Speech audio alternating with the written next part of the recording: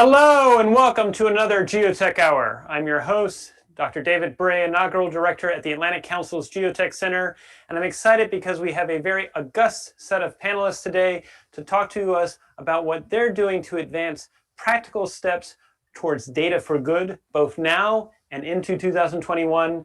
I'd like to go first to Arturo. Arturo, welcome to the Geotech Hour. Real quick, could you introduce yourself and what you're doing with your organization and what you think needs to be done to advance practical steps for good involving data?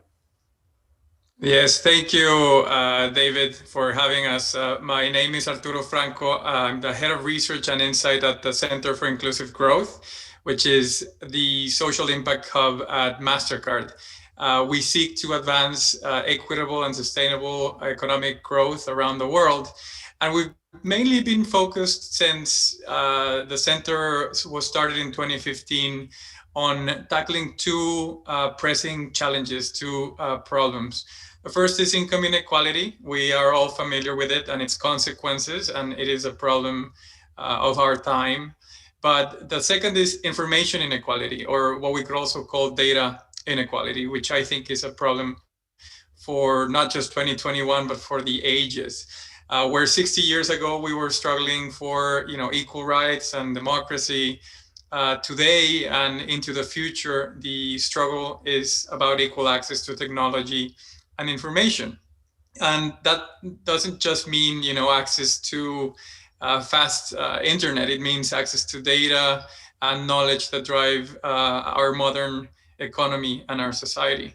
So in particular in 2020, the Center and MasterCard has been working to address not only the economic consequences of the pandemic, but also how access to data can better support a faster and a more inclusive recovery. And we do this through tools and partnerships and fellowships and deploying our own data scientists to support local communities and organizations. And I'm very happy to talk a little bit more about this in this hour. Well, I really appreciate you joining us, Arturo, and I know we both share a mutual friend, Vint Cerf, who is very passionate about making sure we address the data and information inequality that you referenced.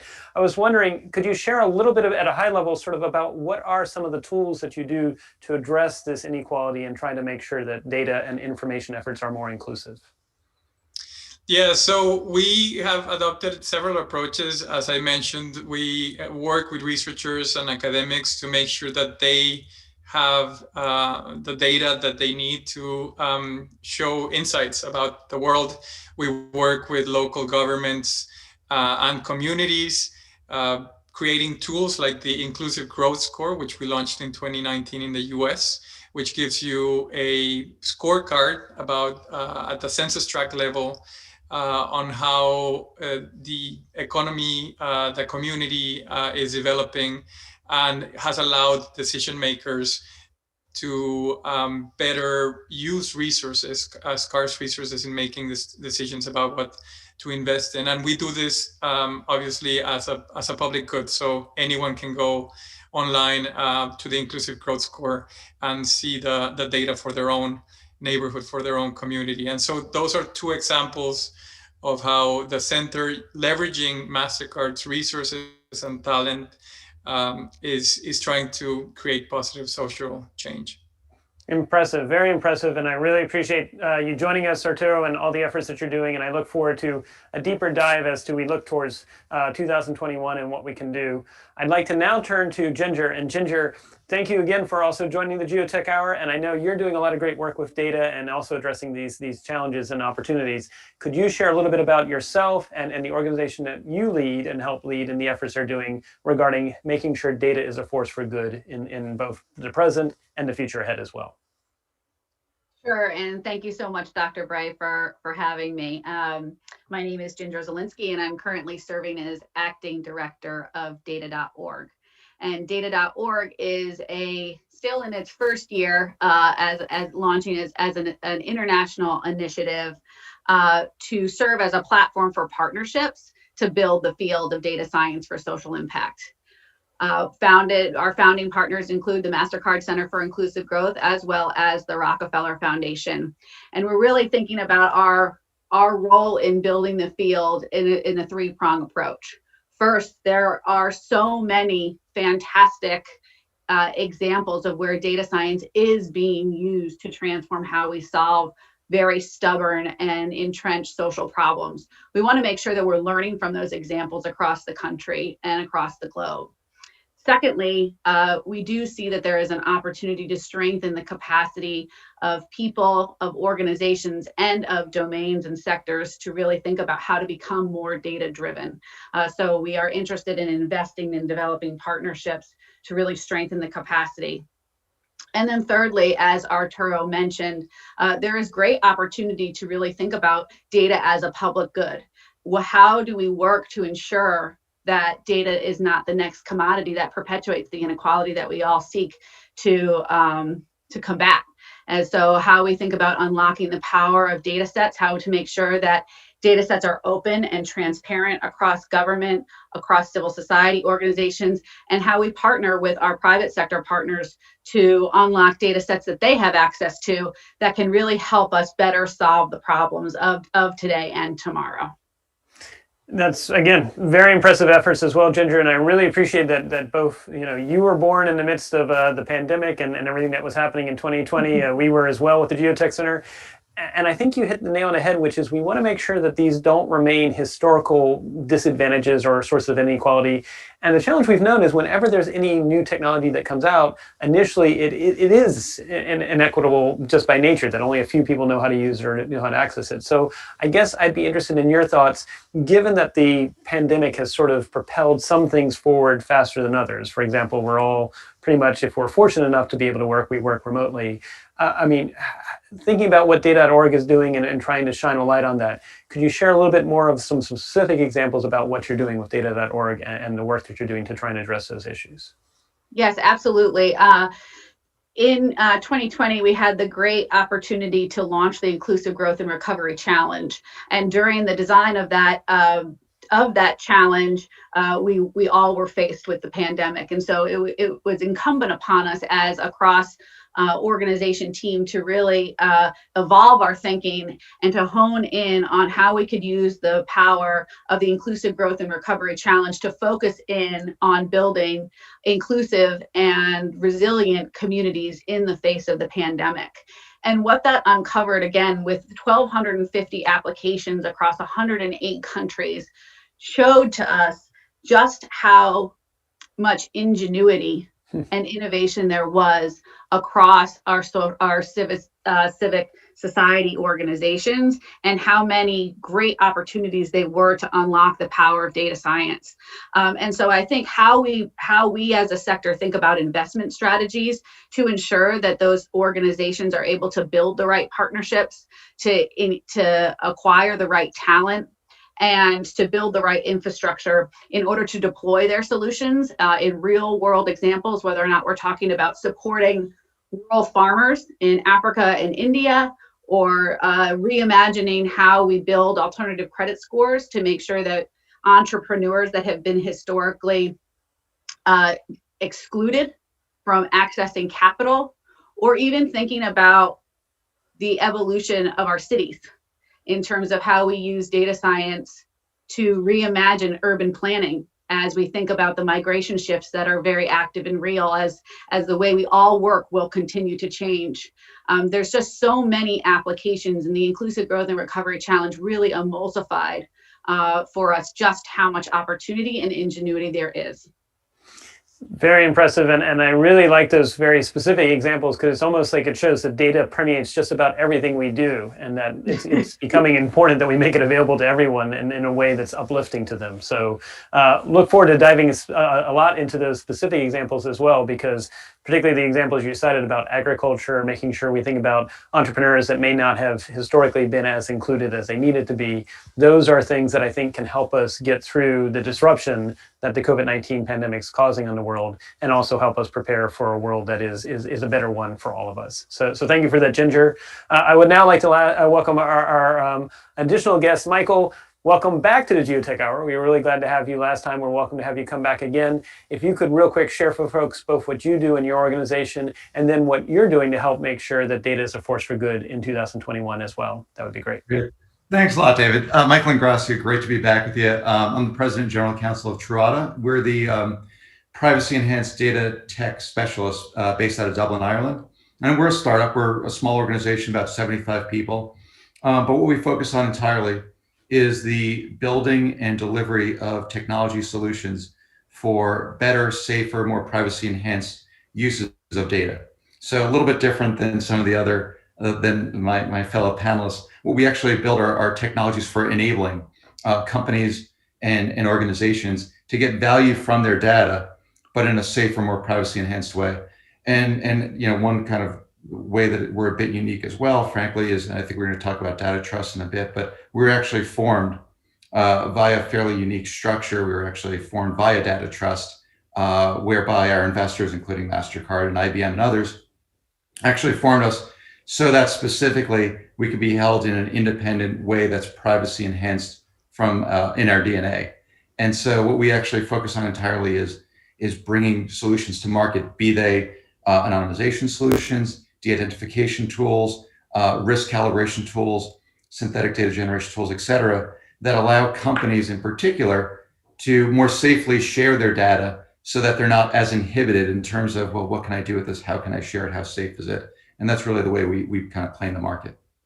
Excellent. And Michael, I have to say, I'm going to give you a shout out. I think you have been able to give the most eloquent and well-spoken reason why folks should care about the governance and legal aspects of a data trust or a data effort. And so maybe if I could ask you real quick to give a short summary for folks here, you know, recognizing a lot of people maybe don't appreciate that governance and legal aspects are so important to unleashing the value that data can do for folks.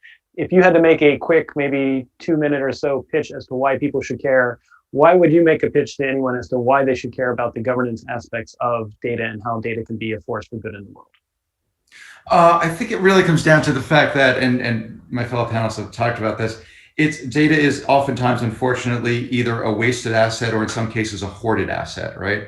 And so what really goes on is it's effectively, it's an asset that's being completely underutilized, largely potentially because of, you know, there's just selfish reasons for that. But a lot of times it's frankly due to fears, concerns about the safety of it. And so data trusts are one example of an innovative mechanism to reduce those inhibitions and to basically put that asset from the many, put it into one consolidated form where there's some fiduciary looking over it and able to distribute it in a safe way where there's more, frankly, transparency, more responsibility, more accountability for it. That was extremely well said, and I think you even did that in less than 2 minutes. So I'm very impressed. Thank you, Michael, and I look forward to building now on what we can do going forward, and I'm really glad you could join the Geotech Hour. So I now would like to go to Ginger.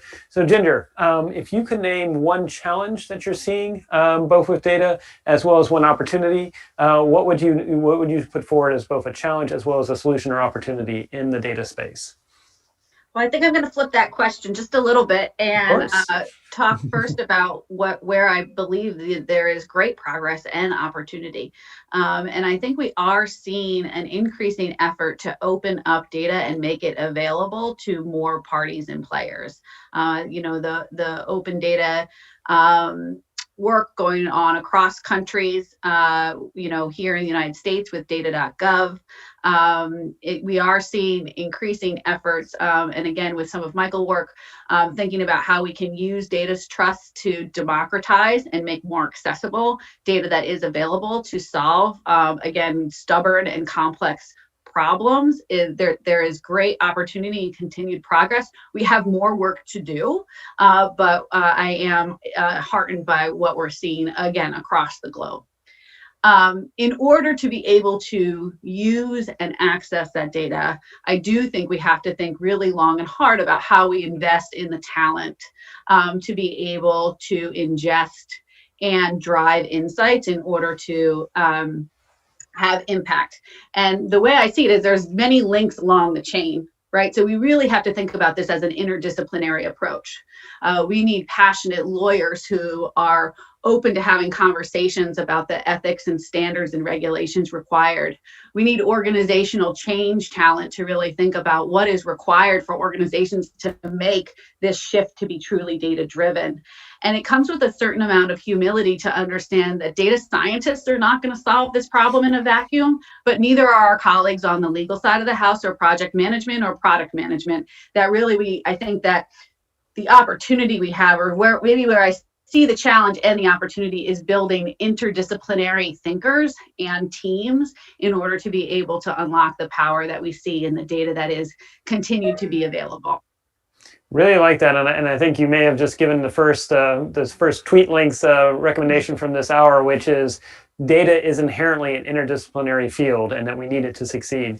I guess I would say with that, if you could tell me a little bit more about solutions you're seeing in this space, how are you helping to bring together those teams, or are you seeing where we can bring those teams that may have different vocabularies and different ways of thinking? How can we bring them together for unlocking data for good? Yeah, I've had the great luxury to work with our colleagues at DataKind. And when we're exploring how to support the Inclusive Growth and Recovery Challenge applicant pool, as well as the potential awardees that we're exploring right now, what we're seeing is, really building those teams of thinkers that can identify the problems, right? So really honing in and making sure that we're thinking about what is the problem that you really want to solve, before you start saying, hey, I've got all of this data. It's kind of like a hammer in search for a nail. But really, we want to hone in on what are we trying to build, what problem are we trying to solve. And so I think we are seeing an increasing opportunity to build shared frameworks and tools and way of thinking. We're also seeing that with some of our academic partners, that they're reimagining what curriculum look like. And that's not just curriculum for our computer scientists, and thinking about how do our computer scientists learn about social problems that they can support and help solve, but then also across disciplines, thinking about our social policy colleagues and how they can make sure that they have an increased amount of data literacy. And so even as we think about the new administration and how we continue to build the right muscles to again be fully data driven, it really is cross-discipline, it's cross-agency, and it's cross-function. That this is just a new way and a stronger way of working. And I would be remiss not to add our private sector partners, where we see great opportunity and pent-up demand to deploy their talent, their data, their resources to help be more purpose-driven and solve social problems. So I think, lastly, I'll end with just the power of cross-sector partnerships to really drive the change that we all seek to achieve. Very well said, Ginger. And I have to say, what you are referencing warms my heart, because at the Atlantic Council, we emphasize we're stronger together with allies. And so this is stronger together with allies across disciplines, across sectors, across nations.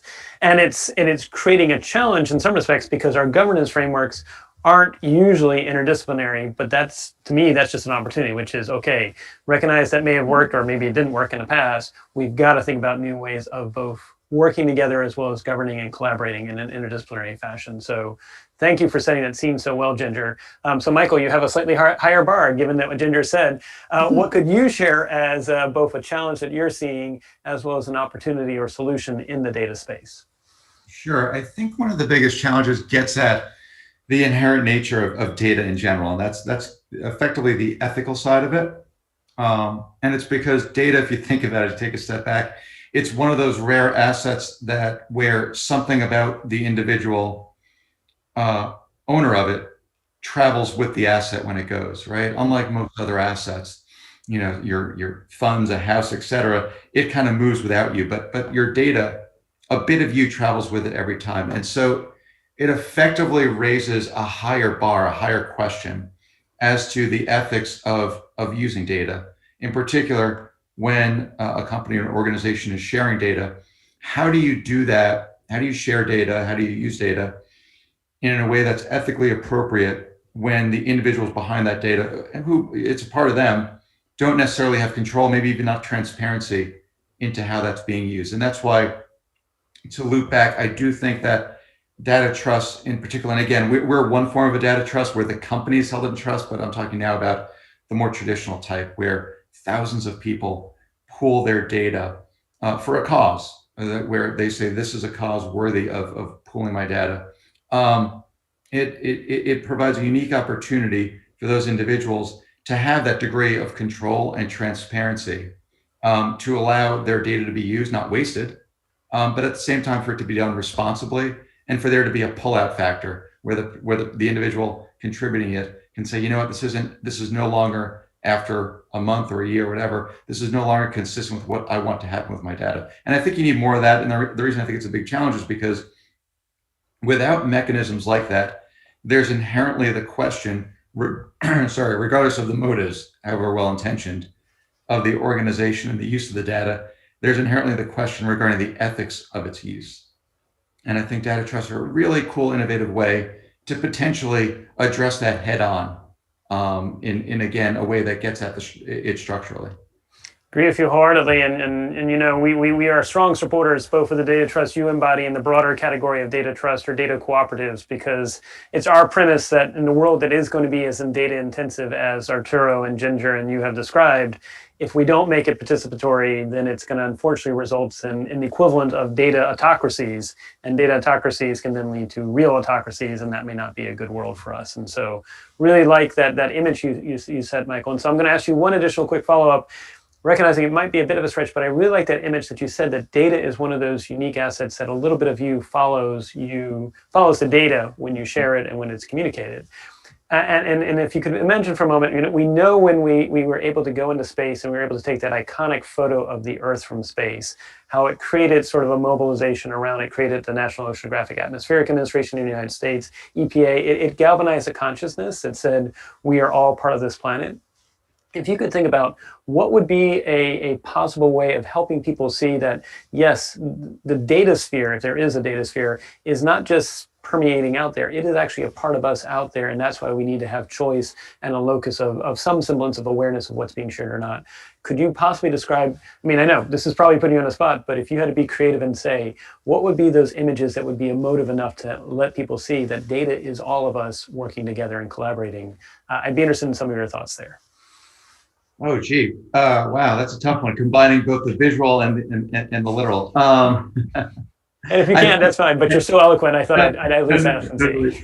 Totally fine. You know, at the end of the day, I think any image, it's almost a zoning in of an image like that, right? Where when you pull out and extrapolate from 10,000 feet, you're seeing bodies of water and great geographical areas. But when you pull it in at a certain level of extrapolation, what you're seeing is large groupings of people, and seeing that at the end of the day, maybe you get an image of a large crowd, and just seeing that at the end of the day, their data is both at the same time, it's almost like this weird metaphysical thing where it's both one and at the same time 1,000 individual points, effectively a mosaic. And maybe that would be it, really, in a way, right? It's effectively the human equivalent of a mosaic where it's neither, and I know the former mayor of New York, David Dinkins, used to refer to it, for any of you who remember, as not the melting pot New York, but rather the gorgeous mosaic. Where and the meaning behind it was, it's not that everyone melts into one and they change. It's rather that all the different constituent people and groups retain their individuality and their personality, while at the same time forming something greater and cooler and more beautiful at the same time. And that's kind of what the combination of data really is, and why it's important that we all think of ourselves as kind of a data sphere, as you put it. I love it, and I think you managed to give the second tweet from the Geotech Hour, which is really the idea that data, the glorious data mosaic, is both each of us and all of us. So thank you Michael for rising to the occasion there. So now, Arturo, we've got a really high bar that both Ginger and Michael have done. Could you share one challenge that you're seeing when it comes to data, as well as one opportunity or solution in the space? Yeah, and unfortunately, I think I'm going to not lower the bar, but come back to the title, which is practical applications. Yeah, you'll take us back. We need to get back to practical, so that's good. Take us there. I love these poetic illustrations of data, but no, I mean, I think it was alluded to, Michael alluded to this. The main challenge that we're seeing is this growing gap of adoption of data science and data techniques between organizations that have access to them and those organizations that are, still not data science driven, but unfortunately are some of the organizations that we need the most to be data driven, that are in the front lines of our health responses, in the front lines of responding to emergencies, wildfires, all of the bad news that we accumulated in 2020.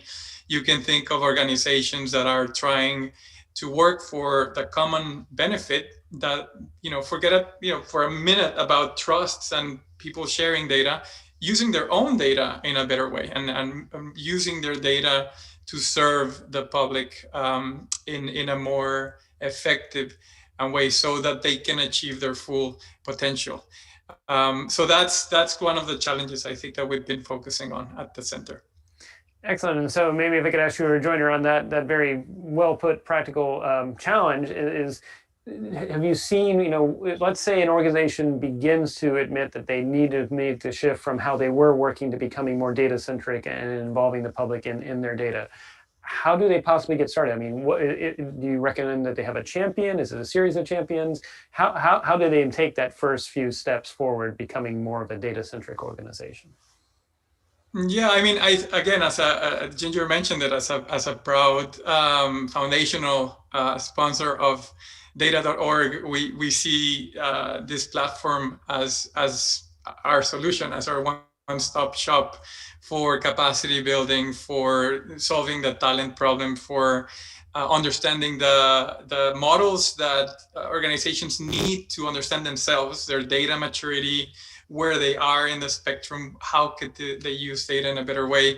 And as Ginger mentioned, putting powerful use cases out there that others from the private sector, from the philanthropic sector or government can see and follow and get inspired by. Ginger didn't mention this, but when we met her, she was actually running the Benefits Data Trust in the US, which is an amazing organization using data and other methodologies to make sure that people have the benefits that correspond to them and that they have access to them. And that's one example of an organization where they are becoming more data driven, and they're serving millions of people in the United States.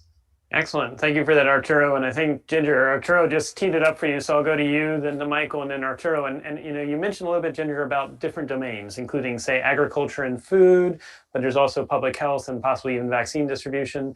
I guess I'd be interested in your thoughts, seeing what it works.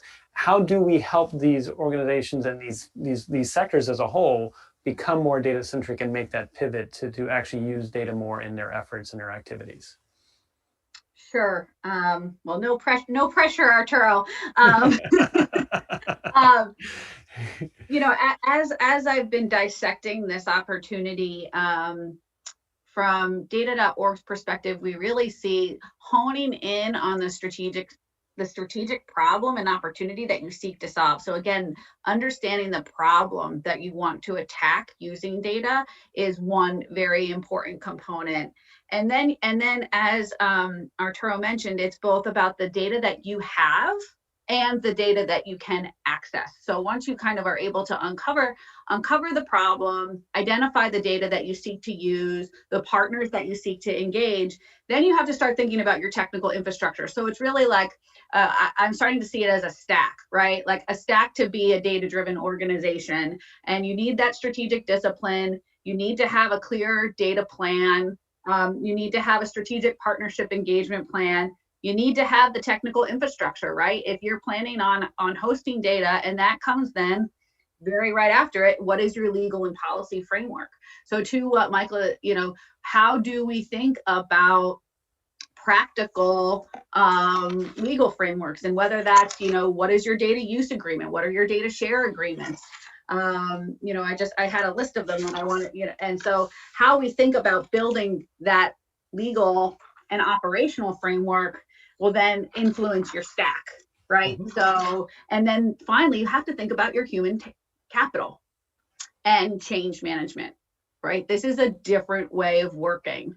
And so how we think about making that cultural change, and sometimes that cultural change will filter to your philanthropic partners. It will filter to your government partners. And you have to come with a humility to say that you might be doing some things not the right way, and the data might tell you that answer. And so there's a certain humility that comes along with the commitment to driving this data-driven change. You know, when I had the great luxury of working with an amazingly talented group of people at Benefits Data Trust, we were using data to increase access to vital benefits and services, right? And we were focused on submitting applications. And then we were able to unlock the potential to be able to understand how many people were getting enrolled. Mm-hmm. And what we learned is we actually had to change how we were submitting applications in order to actually influence that enrollment, and then had to push the question further to say, is anyone's life actually getting any better? Right. Right. So then using that incremental change and the data that we were able to aggregate over time and to partner with government agencies to say, wow, we can actually improve outcomes. We can improve how people live when we're and their health when we're able to make sure that they can access their basic needs. And then realize, again, thinking about that strategic evolution, that we could do that for the rest of our lives. Right. Right. Submit applications, make sure people got it. But really, we were tackling an institutional barrier that required policy change. Mm-hmm. Right. And so really, if we really wanted to tackle issues of access and opportunity, we had to evolve our strategy, being more data driven, to focus on that systemic policy change. And that model, that incrementalism and building upon what you learn from being data driven, I think can be applied in a variety of settings. That's a really very wonderful, both concrete example, but also one that can actually be, like you said, applied to a lot of different settings. And I think I'm taking away from at least two things, which is you've given us Ginger's updated Maslow's hierarchies of needs when it comes to data organization. You have to make sure you build up the stack. I think that's important. And then two, be willing to learn from your data. Let the data actually inform you. I'm going to ask you a real quick rejoinder, Ginger, before I go to Michael, because you were talking about what you found is that you actually had to change your processes, that it wasn't just about taking what was already being done and put it in a more digital and data environment. Did you find, what were your strategies for helping people? Because I know in the past when I've tried to do changes and lead us in institutions, sometimes when you change processes, you get people saying, wait, why are you messing with my turf or anything like that? What's your strategy for how do you help people embrace the change in the processes and not be threatened by it? So, you know, I know that it sounds a little cliche, but, you know, we really were of the mind, like, we don't want this job forever. Right. Right. Like we actually do want to work ourselves out of a job. And I think that, you know, in the social sector, we want to be able to work ourselves out of a job. Mm-hmm.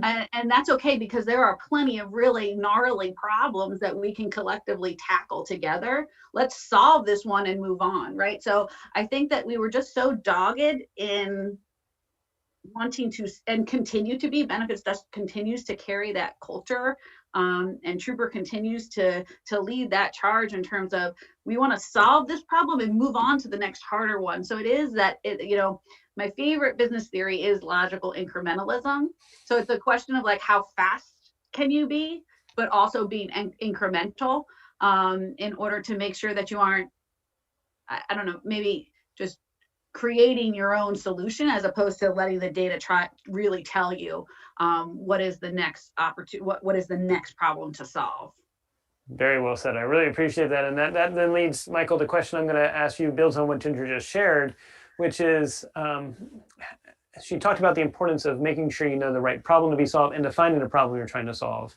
I guess from your experience, have you had instances where you've had to help people maybe take either a step back or dive a little bit deeper where they think they know what the problem is, or they think they know what the solution is, but maybe they're not seeing the entire forest, as they're zooming in on the trees, but they're not seeing the entire forest. So I guess, Michael, what's your strategies whether it's helping with the legal side or the governance sides of data, or just helping with the basic problem definition? Do you have practical tips there?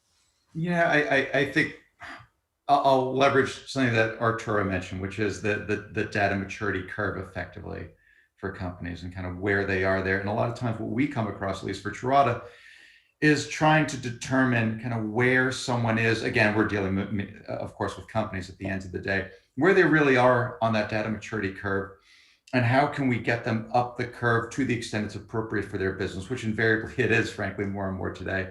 And then when it comes to sharing their data to the extent that's appropriate, again, how can we get them comfortable doing that to the extent it's appropriate for them. And the best way we found to do that really is to make the data safer for them, to lower the barriers for them in that regard. And pets being the best way to do that, right? The privacy enhancing technologies.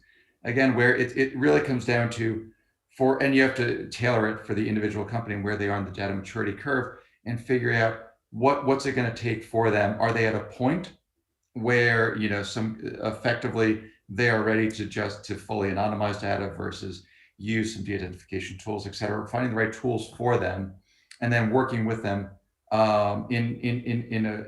a collaborative way to determine how to apply those to, again, get them comfortable to the point where their data becomes safer for sharing and using. That's kind of our main focus in that regard.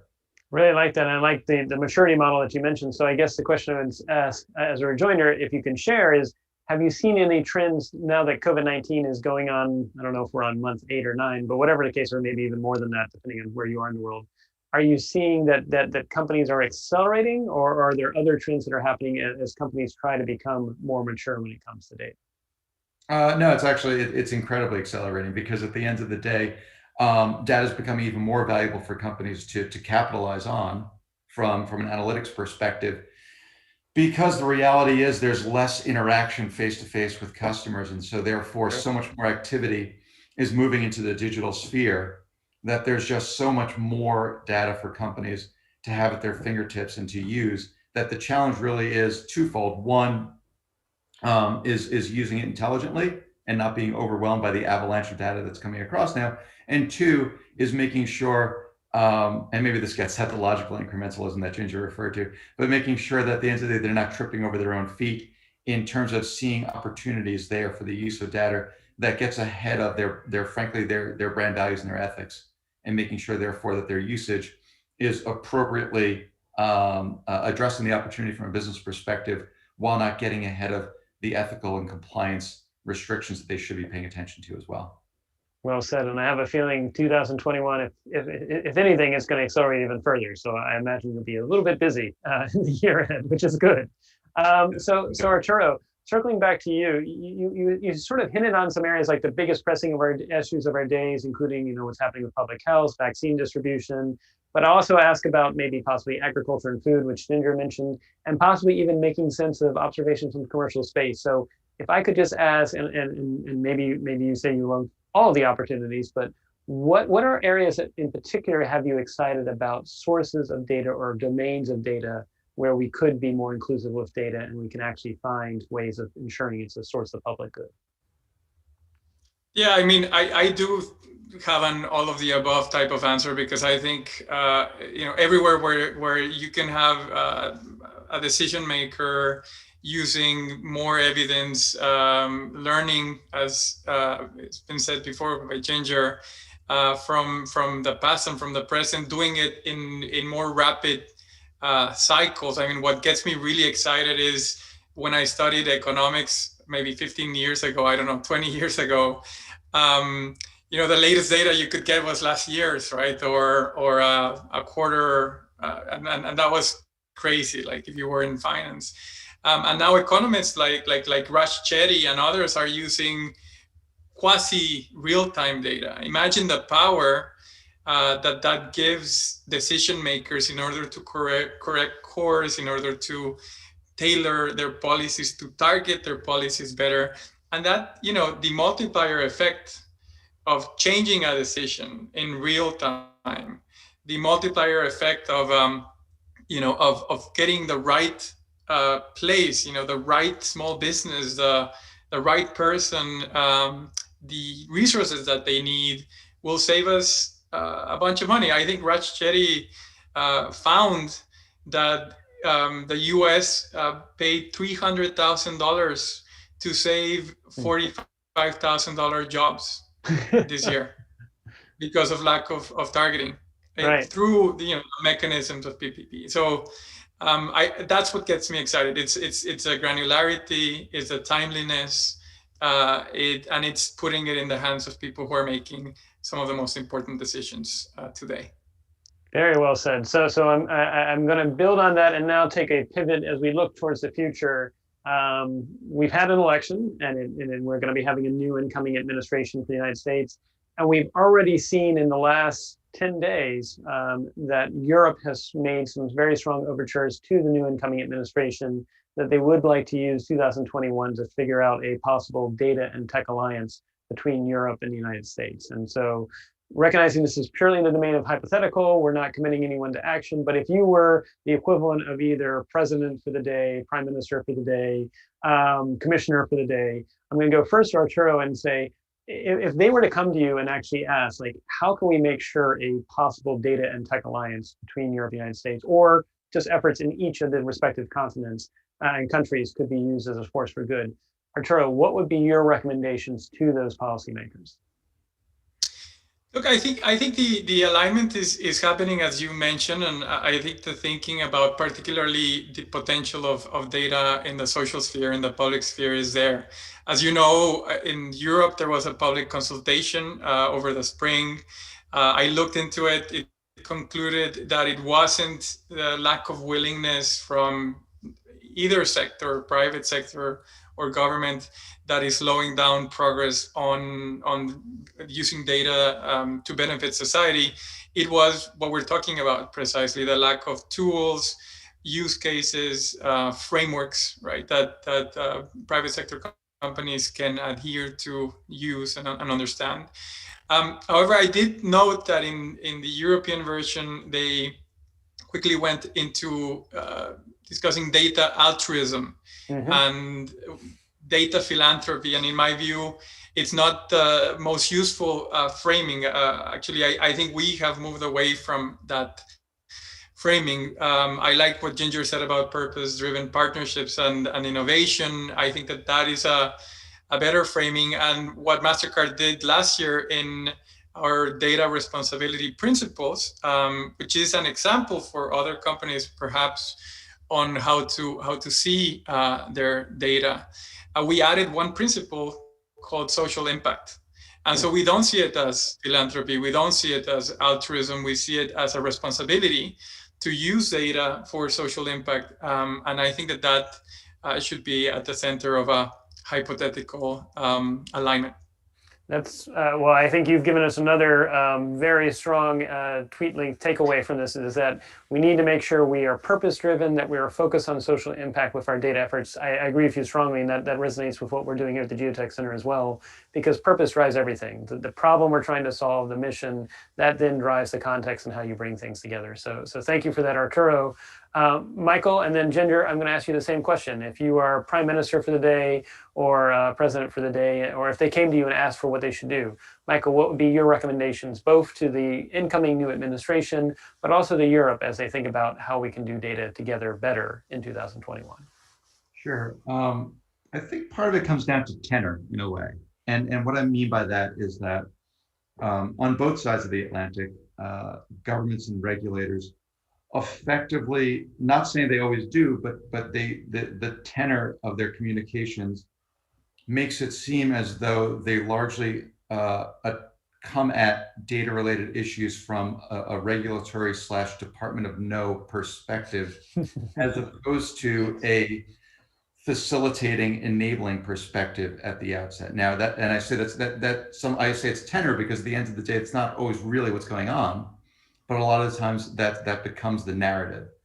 And if you compare that to, say, in other spheres, be it civil rights and other areas, where governments, certainly in the US, take an approach of trying to figure out how to solve problems and be a facilitator and an enabler, I think that kind of a tenor would be beneficial in the data space if both in Europe and the US, there could be more of an approach as to change the narrative such that the governments are really seen as facilitating innovative but responsible uses of data, as opposed, which would I think enable a more collaborative conversation with the private sector.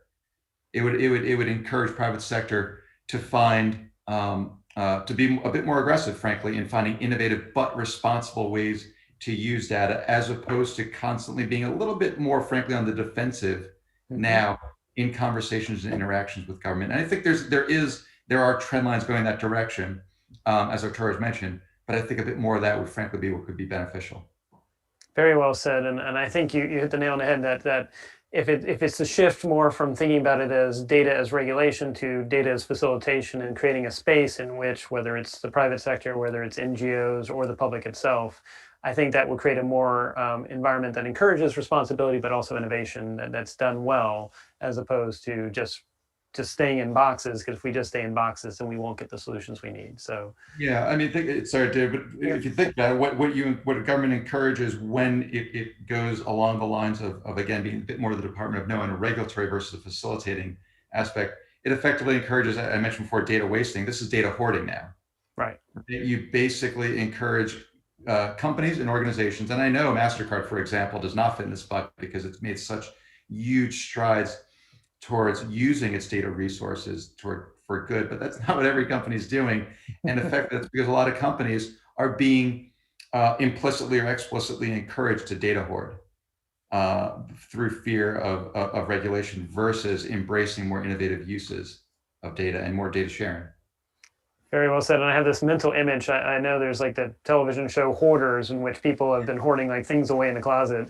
I guess that's the image we have here. Is there's so much data hoarded somewhere in someone's warehouse that if we could figure out how to make it back into an ecosystem for good for the public. And so maybe that's the hashtag free the hoarding or something like that, is that we need to recognize we have to start collaborating.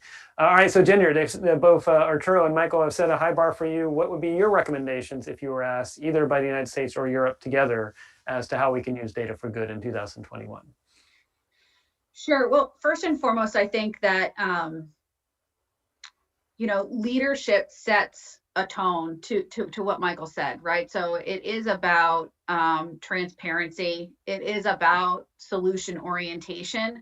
But with the level of precision of all of those pixel points or all of those pieces of the mosaic, we also have to be extremely honest and thread the needle related to the shadow that can create, right? So it is naive of us to enter into this conversation without talking about how the data in many spaces and places has been used inappropriately, right? Mm-hmm. Or without agency of the individual's data that it is a piece of us. And so we should have agency. So I think that we also, it's a balance, right? It is the data scales of justice that we need to be honest about both the opportunity and the consequences.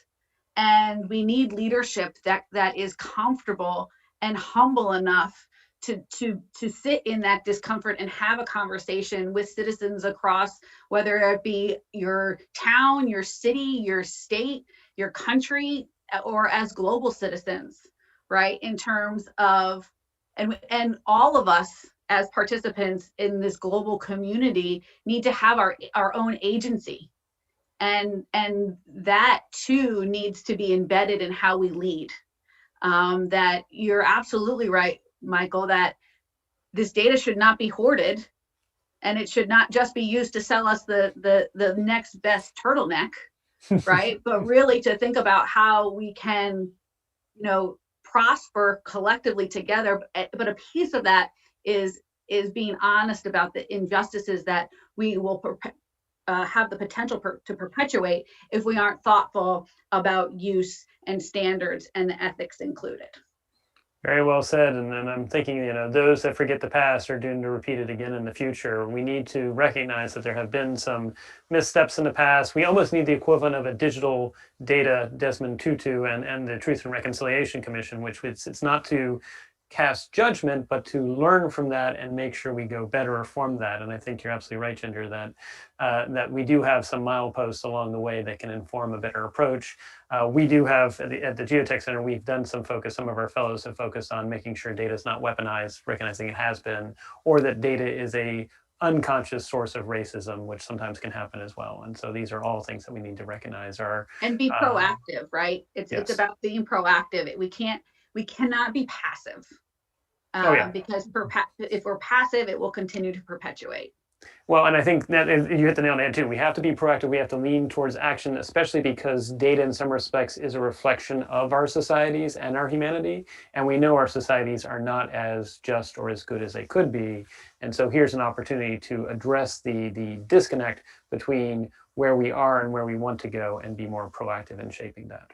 So that now leads now to the lightning round. And this is going to be a slightly more extended lightning round because we're very good on time. We got 10 minutes. So you can go a little bit longer than 3 tweet length recommendations. But I'm going to ask you, each of you for your recommendations as to what you think we should do as next steps. And again, think about this, whether it's at the local level, but also, again, we've got a new administration coming in, and I know they're hungry for recommendations. And so I'm going to go first to Michael, then to Ginger, and to Arturo. What would be your recommendations for next steps that we should consider on this journey? Michael? Sure. Well, I go back to some of the points that we've made, frankly, which are, if I had to put it in 3 buckets, it would be encouraging experimentation with innovative governance structures that really empower the originators of the data. Again, getting back to the fact that it is a bit of them that goes with it, and they should be respected in that way and be empowered. So experimenting with innovative governance models like data trusts. 2 would be embracing pets. So embracing privacy enhancing technologies for the private sector to allow them to transform their data into safer data, to allow more uses, more sharing, et cetera, but in a responsible way, inherently responsible way. And the 3rd would be, and it kind of fits in both buckets, I guess, but to encourage and encourage innovation in general when it comes to data, because at the end of the day, responsible innovation is simply better than data wasting or data hoarding. Really like that, and I think your 3 steps forward are very specific as to what we could do. We did just have a question get asked, Michael, so I know we were in the lightning round, but I'm going to try and elevate it here to you as well, which is the question you're talking about data, thinking about the differences between data hoarding and data wasting. Are there also cases where maybe we need to also recognize that maybe people have the ability to opt out altogether and say, I don't necessarily want to be part of this data ecosystem? So I'd be interested in your thoughts there as to, are there times when people have the ability to opt out altogether too? Yeah, and frankly, that I think where it all stems from is that there should be that empowerment. People should be empowered to make the decision. Do they want their data to be used for particular purposes? If so, consent should be associated with it. If not, then listen, there are increasingly technological means. Again, my company is part of an ecosphere where that's being created through anonymization, pseudonymization, et cetera, where effectively all the identifiable bits are taken out. And effectively you're transforming data from where in some cases it becomes that gorgeous mosaic where there's identifiable bits. Because, for example, in maybe healthcare research, you kind of just need that. And you need people to either consent in or not, or it's just not going to be useful if you melt it down to past a certain degree. And in other cases, it really is more of a melting pot where you reduce the data down into anonymized bits where there's no way you could trace it back to an individual, but that's appropriate for certain use cases. And we need to be sophisticated enough to recognize when one use case is a gorgeous mosaic one versus a melting pot one, and use the appropriate tools and technologies and obtain the appropriate consents where necessary, particularly, again, in that former bucket. Very well said, and I really, we keeps on going back to that wonderful image you have of the glorious mosaic of data. It's both individual and collective, and there are times when we have to think about the collective needing, for example, information about public health or the extent of how widespread COVID-19 is, and there's also times when we need to think about the individual too. So thank you for that, Michael. That was a very eloquent summation of how we link things together. So Ginger, your turn for 3 recommendations as to how we move forward together practically on this in 2021. I wrote more than 3. You can do more than 3. You're allowed. Go for it. I'll stick to 3. So I think building a culture of transparency, again, across sectors is essential. And that starts with really great leadership that again is comfortable talking about both of the opportunity and the potential consequence, right? And so how we thread that needle is absolutely essential. Secondly, I cannot underestimate the value of investing in talent pipelines, both for new emerging talent coming from, elementary school and our high schoolers, and how do we apply and build those interdisciplinary thinkers to use the power of technology and data science to be purpose-driven, but also the talent that sits within our local health and human services agencies, right? Our agencies across the United States government, in globally, in our colleagues at the World Bank, like how do we build the data literacy and data capacity of interdisciplinary teams? So really investing in those talent pipelines. And then I guess thirdly, I'll end with the power of purpose-driven partnerships. I think, I've been blown away by how open and ready cross-sector partners are to engage in this work. And so sometimes we just have to pick our head up, and as opposed to assuming that we know where people are coming from, seek out maybe non-traditional partnerships, and with kind of just a perspective of openness and to solve problems together. None of us can tackle, let's take hunger. None of us can tackle hunger in a vacuum. None of us can tackle systemic racism, perpetual inequality in a vacuum. It is going to take a wide and diverse group of purpose-driven partnerships to be able to solve those problems together. And I would just say, from what I've learned over the past year in this role, is that there is great opportunity to engage in those partnerships. Very well said. And I really liked your points going forward, specifically on the action of it is about thinking about a diverse set of partnerships and non-traditional ones. I almost have the mental image of whether it's The Odd Couple or the what used to be called the Real World series or something, that we need to purposely mash up very challenging initial. We can even make this a documentary. I mean, maybe that's the next best thing is, so-and-so from an interesting background, and we meet with people that they would never normally think of working together. We may find some very interesting data collaborations on that. I can give you an example. I met with a computer scientist, and he thinks very differently than I think, right? But we both came to it with a humility of that, hey, I know a lot about the social impact sector. You know a lot about computer science. And just to say, it's not that I'm going to tell you how to solve a problem and you're not going to tell me how to solve a problem. It's actually, we're going to solve the problem together. And to honor the power that he has and the experience that I've had, and together, like that's where you start to really think about reimagining how to use data and data science and data for good in 21. Love it a lot. And I would love to find ways that maybe we can do this at a scale where we even bring together France with Canada, with the United States, with Germany, and do similar things in similar settings with their leaderships as well. So thank you for that, Ginger. And so Arturo, bring it home for us. What would be your recommendations for what we do in 2021? Yeah, just a few more things to add. I think the first, something I learned through our partnership with Tufts University, with the Fletcher School and the work of Bhaskar Chakraborty there, is let's keep digital inequality in the agenda. Let's work to make sure that data inequality, that digital inequality is solved. He created a map of the U.S. called the Uneven State of the Nation, and I was just taken aback by the range of outcomes in digital preparedness, access to digital schooling across a country that is the most developed in the world, and I'm sure Europe has its pockets as well of inequality in those terms as well. We learned this year that those things were very important to keep life, to keep jobs, to keep learning. And so we can make the digital economy work for everyone, everywhere, which is the center's slogan. But we have to be intentional about it. And as Ginger said, we need all sectors working together. And I would just add, secondly, and to conclude, that in 2021, we will have even more data than ever before, and we will have better data science and better expertise than any year in history.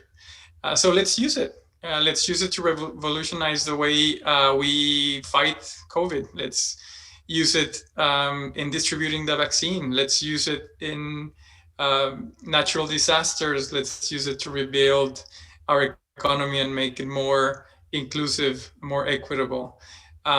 So the Center, MasterCard, we will continue to work on this front. The tweet would be "watch this space" in all caps, like someone we know, because we want to be at the forefront of using data for social impact. Excellent. And we want to give you big thanks, Arturo, for all that you're doing with MasterCard with the Center for Digital Inclusion. And we actually did get a shout out that came that wanted to give particular thanks to your team that's exploring privacy technologies and what's being done with synthetic data as well. So thank you for your leadership. Thank you, Ginger. Thank you, Michael. Thank you, Arturo, for all that you do as positive change agents. And for all our listeners to the Geotech Hour, please be bold, please be brave, please be benevolent, and let's work together to ensure that data is a source of uplift, that we can address the data inequalities, and we can use it, as Arturo said, in 2021, taking it to the next level with practical steps ahead. With that, thank you all.